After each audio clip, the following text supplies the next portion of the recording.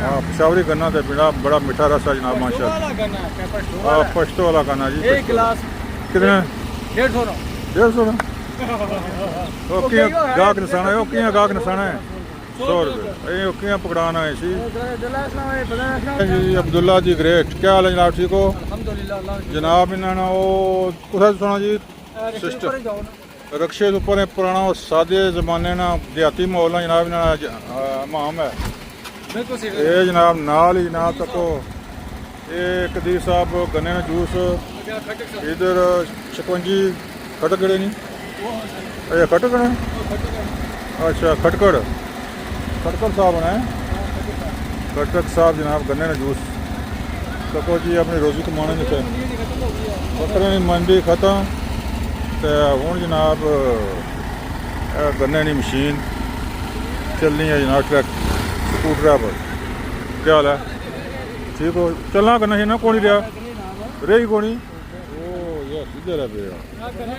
गन्ने ना जी बड़ा हाँ पिशावरी गन्ना तो बड़ा मीठा रस है जनाब माशाल्लाह। पश्तो वाला गन्ना जी। एक गिलास कितने? 150 का। गाहक नसाना है गाहक नसाना है 100 रुपये ये पकड़ाना है सी कमाना अब्दुल्ला साहब ने जनाब जनाब इन्होंने आओ आओ आओ ये जनाब बाईपास रोड इतना चंद दिन पहले जनाब रौनक सन माल मवेशी। हेलो क्या हाल है? खैर कुदर निकल गया बाहर तुसा जुर्म होया नाल ये जनाब नज़ारा होटल ये बाईपास रोड है नक्का चौक बड़िया रौनक जी हमेशा रौनक रहनियां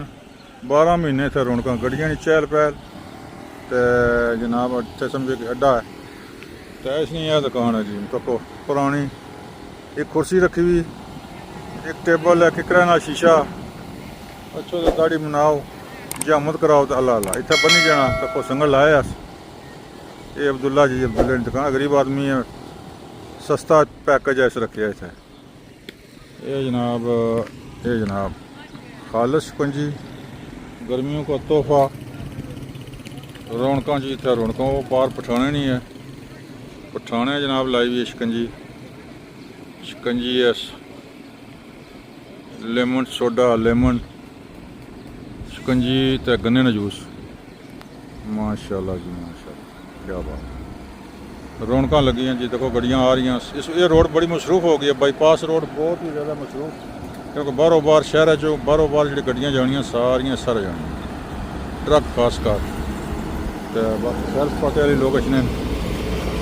और जनाब करने नज़ारा अच्छा जनाब तुहानूं दस्सने डैम का नज़ारा। लो जी जनाब यह अड्डा लांच है बड़ियां रौनक तो अज रौनकों को नहीं लेकिन जुम्मे एतवारें बड़ी रौनक होनी है बंदे बच्चे नहाने वास्ते इंजॉयमेंट करने वास्ते लोकेशन ये अड्डा लांच है जी। अड्डा लांच देखो पानी धीरे धीरे जनाब आ रहा ये कुत्ते ने 12 कुत्ते तक नहीं हो ये कोई बकरी कुछ नहीं लभी जाए तो नहीं छोड़ने ये 12 कुत्ते जनाब तको हाँ जी कुछ नहीं 5-6 हो बकरी की पेज तो छोड़ो नहीं ये मछुए किश्ते जनाब है लेन वार खलते इन्हें ठेकेदार ने इतने पानी में ही रहे सन साल पूरा तो माची मिशा के इतों गए उठी ना वो 2 तंबू है उन्होंने लगे बाकी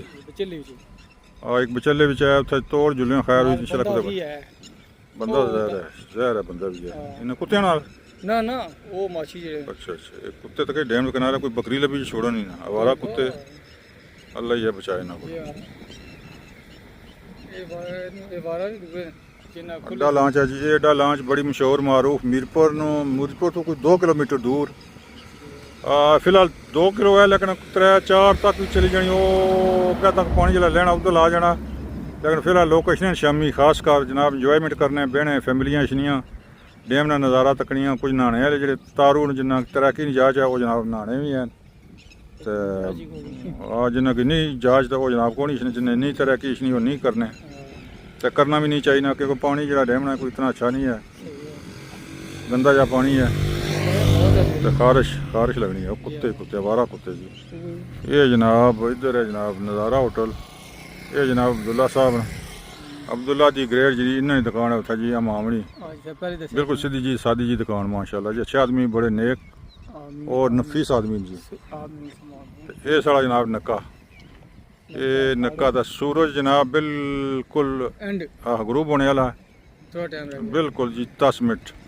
दसा तुम घट रहने सूरज बिल्कुल डुबने वाला तो आओ इत्थे ही करने ख़त्म फिर इंशाल्लाह अगली वीडियो मिलसा आओ फिर चलने वापस ओके लो जी जनाब जनाब इतने मुंडे वॉलीबॉल भी खेलने वाह जी वाह नाल वॉलीबॉल ना मैच भी आहा आहा आहा क्या बात है जी क्या बात है